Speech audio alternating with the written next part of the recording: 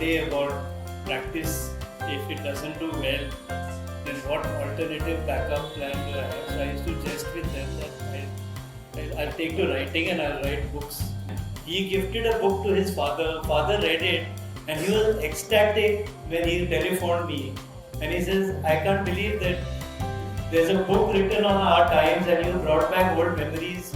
He said, I read the story on Gabli and I went into Rome and didn't eat for a whole day.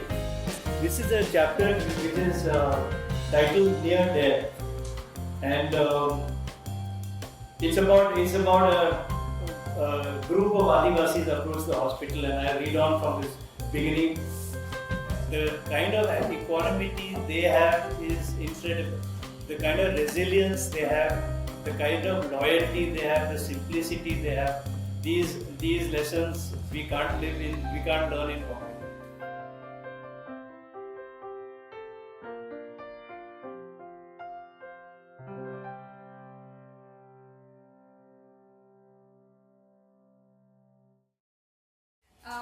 Why Jawhar? This was an experience that happened maybe 36 years ago for you. Yeah. I'm sure you had many experiences along your life as a doctor. Why particularly this period of your life? See, Jawhar was a posting in an Adivasi village. We 160 kilometers from here, there is when we are driving towards Ahmedabad, you pass Palghar and you go on further to Dahanu. On the right, there are hills which we admire from far, but no one has ever ventured into them. If you take a right off the highway, you head straight into Adivasi Reserve, where people are, that area is reserved for Adivasis. And no other person, we as civilians, normal civilians cannot own land there, because that land is reserved for them. And when I went in there to man a public health center, which was called a cottage hospital, for 6 months as a part of my training, we experienced Adivasis in their true form. And then we discovered what kind of people they are. We normally write them off, and sometimes when they get violent or they become way too native, we call them terrorists or we call them Maoists and things like that. But they are very simple folk, and their lives we don't really know. So when I was there for 6 months, I didn't return to Bombay except for once.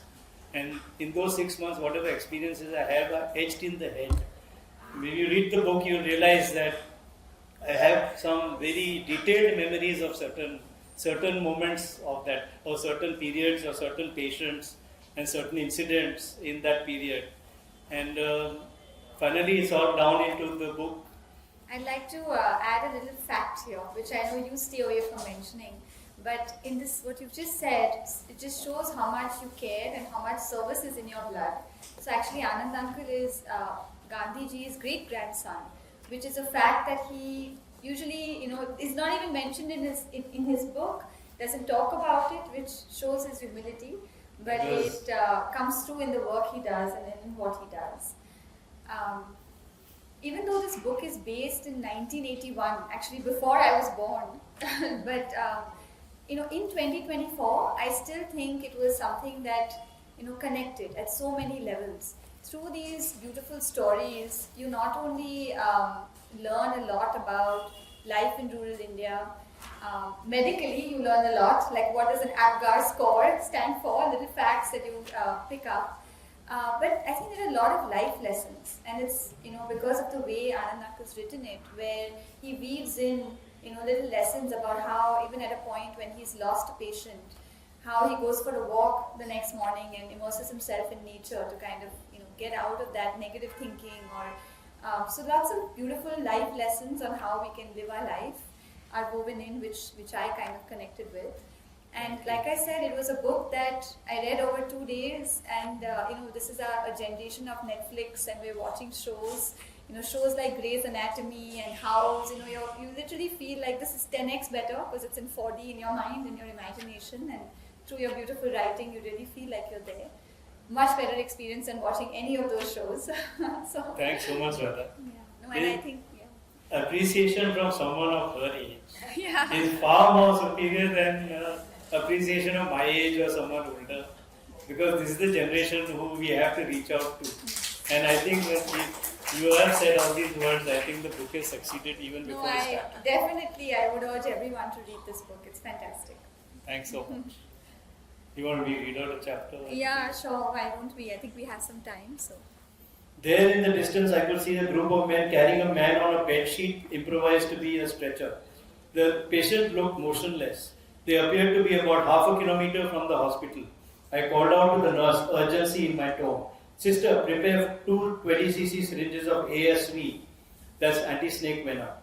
One 5% dextrose saline drip, a number 18 scalp vein set, keep the laryngoscope, endotracheal tube, and the suction machine ready for use at the bedside. Go, sister, get all this ready fast. Ask Moshi to get the endotracheal tube, the suction, and the laryngoscope from the OT. Mugnia, to Ja. Go and tell the doctors to have lunch soon and come as soon as possible. Tell them a snakebite case with paralysis is getting admitted. Having mobilized the staff, I was feverishly thinking of the eventualities I will have to prepare for in this case.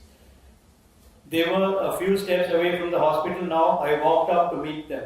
They were all tired and anxious. The patient had a terrified expression on his face, the look of a man faced with imminent death. He was motionless, walking alongside the patient's entourage. I asked him to move his legs and show me. He shook his head, indicating he couldn't do it. I asked him to raise his arms. He raised them, but the movement was shaky and ill-sustained. His eyelids were drooping, making him appear sleepy and tired. Things didn't look good. This patient was in dire straits. We needed to act fast.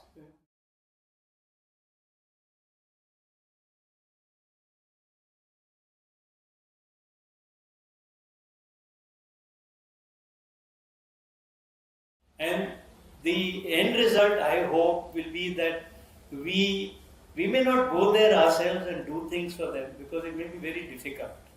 But all of us can play a role in their development, in their alleviation of their life. I don't think we can change their outlook because they are very simple and they're very good the way they are. But there are many things that we have forged very far ahead. And that, if I can play a role in bringing these two forces together to bring some degree of equity between the two societies, I think the book would have served its purpose.